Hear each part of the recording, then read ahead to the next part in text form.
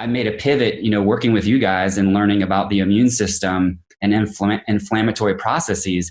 When you have a woman coming to you or a man that's saying, I need to lose 10 pounds, and you're trying to sell them conceptually that it's their immune system and inflammation, that's a toughie. Just recently started getting better at it, and it's a lot of education, but I can tell you firsthand, it works. When you have those people that can't lose weight, they feel like crap no matter what, and they've done all the other things.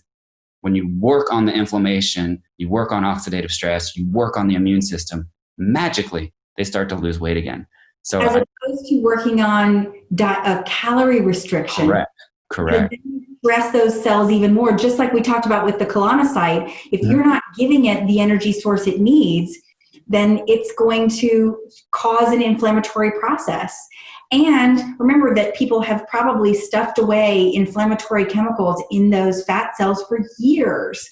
So when they begin to lose weight, they're going to create an inflammatory storm. So you have to be aware that that may happen, and they may feel worse when you first start getting them to lose weight. So preparing their body with an anti-inflammatory regimen and antioxidant regimen is probably a good way to start.